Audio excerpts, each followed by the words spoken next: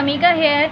आज मैं types of chemical reaction को डिफ़ाइन करूँगी। सबसे पहले केमिकल रिएक्शन की टाइप्स को पढ़ने से पहले केमिकल रिएक्शन क्या है वो जानना बहुत ज़रूरी है। केमिकल रिएक्शन एक ऐसा प्रोसेस है, chemical reaction is a process in which nature and composition of some substances change. Chemical reaction एक ऐसा प्रोसेस है जिसमें कुछ हमारे पास सब्सटेंसेस होते हैं जिनकी नेचर और कंपोजिशन चेंज हो जाती है। अब सबसे पहले यहाँ पर मैंने इसकी एक एग्जांपल दी हुई है केमिकल रिएक्शन की। सबसे पहले 2 मोल ऑफ हाइड्रोजन लिया है जिसको ऑक्सीजन के साथ हमने रिएक्ट करवाया। जब हमने हाइड्रोजन का ऑक्सीजन के साथ रिएक्शन करवाया तो हमारे पास H2O मीन्स के वाटर बन गया। 2 मोल्स ऑफ वाटर हमारे पास बन गया। तो ये केमिकल रिएक्शन है कि दो रिएक्टेंट्स ने आपस में अपनी केमिकल रिएक्शन किया एक दूसरे के दरमियान, जो कि दोनों गैसेस थे। लेकिन दोनों गैसेस ने जब आपस में रिएक्शन कर लिया तो वो पानी बन गया, यानी कि H2O। अब यहाँ पर टाइप्स ऑफ केमिकल रिएक्शन में डिफ़ाइन करने लगी हूँ। सबसे पहली टाइप जो होती है वो एडिशन और कॉम्बिनेशन रिएक्शन होता है केमिकल रिएक्शन की टाइप। तो such a chemical reaction in which various reactants product a single product compound is called addition reaction. ऐसा केमिकल रिएक्शन जिसमें जो दो या दो से ज़्यादा रिएक्टेंट्स जो प्रोडक्ट हैं, एलिमेंट्स हैं, वो मिलकर एक कंपाउंड, एक प्रोडक्ट, एक कोई भी हमारे पास प्रोडक्ट बनाए तो वो एडिशन रिएक्शन कहलाता है। इसकी एग्जांपल है जैसे कैल्शियम ऑक्साइड को जब हमने कार्बन डाइऑक्साइड के साथ रिएक्ट करवाया तो हमारे पास कैल्शियम एक थी, कार्बन भी एक था, लेकिन ऑक्सीजन हमारे पास पहले वाले में कैल्शियम ऑक्साइड में हमारे पास ऑक्सीजन एक था और कार्बन डाइऑक्साइड में हमारे पास ऑक्सीजन 2 थे। तो ऑक्सीजन हमारे पास 3 हो गए। जब भी 3 ऑक्सीजन होते हैं तो हम उसे कार्बोनेट पढ़ते हैं, कार्बन डाइऑक्साइड नहीं पढ़ते। जब हमारे पास कार्बन के साथ ऑक्सीजन 3 होते हैं, ऑक्सीजन के 3 मोल्स होते हैं, तो वहाँ पर हम उसे कार्बोनेट पढ़ते हैं। और जब 2 होते हैं जब कार्बन डाइऑक्साइड पढ़ते हैं। जो सबसे पहले यहाँ पे कैल्शियम ऑक्साइड को जब हम कार्बन डाइऑक्साइड के साथ रिएक्ट करवाएंगे तो 2 सिंगल प्रोडक्ट्स हैं जिन्होंने रिएक्शन करके एक सिंगल कंपाउंड बना लिया। उसके बाद दूसरी टाइप होती है decomposition reaction. Such a chemical reaction in which a single reactant which must be compound.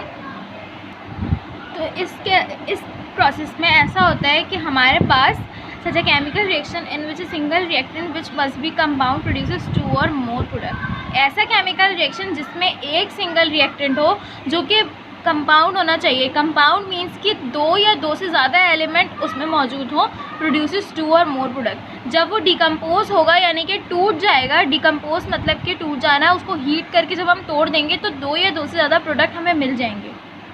इस तरह के जो रिएक्शंस होते हैं वो सिंपल डिकम्पोजिशन रिएक्शन होते हैं। इसकी एग्जांपल है कैल्शियम कार्बोनेट। जब हमने कैल्शियम कार्बोनेट को हीट किया तो कैल्शियम ऑक्साइड हमारे पास आया और कार्बन डाइऑक्साइड गैस बन गई। तो ये था हमारे पास डिकम्पोजिशन रिएक्शन, जो कि एक कंपाउंड को तोड़ने पर 2 प्रोडक्ट हमें मिल चुके हैं। उसके बाद सिंगल डिस्प्लेसमेंट रिएक्शन है। Such chemical reaction are called single displacement reaction in which an atom displace another from compound.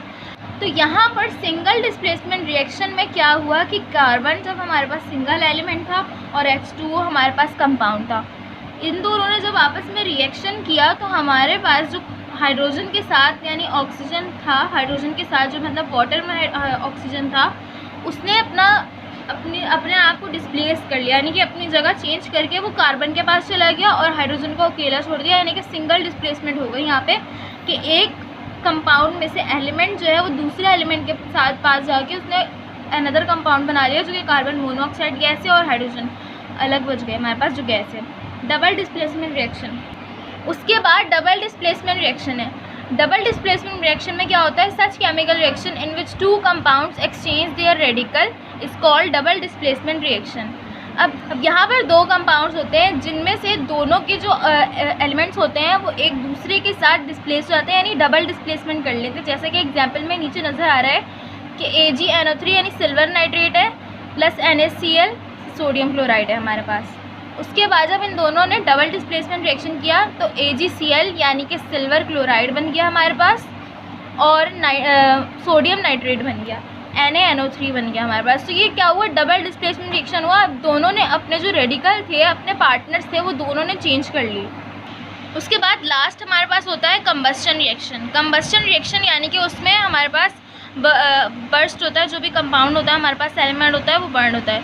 Such chemical reaction in which a substance element और अ कंपाउंड, एलिमेंट भी हो सकता है वो और कंपाउंड भी हो सकता है। एलिमेंट मतलब सिंगल भी हो सकता है और कंपाउंड मतलब कि वो हमारे पास दो एलिमेंट्स का कंपाउंड भी हो सकता है। इस बर्स्ट इन ऑक्सीजन, जब उसे ऑक्सीजन के अंदर जलाते हैं हम तो इस कॉल्ड कंबस्टन रिएक्शन। तो ये जो रिएक्शन होता है वो कंबस्टन रिएक्शन हो जाता है। और ये जो ये वाला कंबस्टन रिएक्शन होता है ये एक्सोथर्मिक रिएक्शन होता है। एक्सोथर्मिक मीन्स के इसमें से हीट रिलीज़ होती है। जब ये रिएक्शन होता है तो इसमें से हीट रिलीज़ होती है। और एंडोथर्मिक रिएक्शन वो रिएक्शन होता है जिसमें से हीट रिलीज़ नहीं होती है, मतलब कि वो जो हमारे पास केमिकल रिएक्शन हो रहा होता है उसमें हीट एब्जॉर्ब होती है।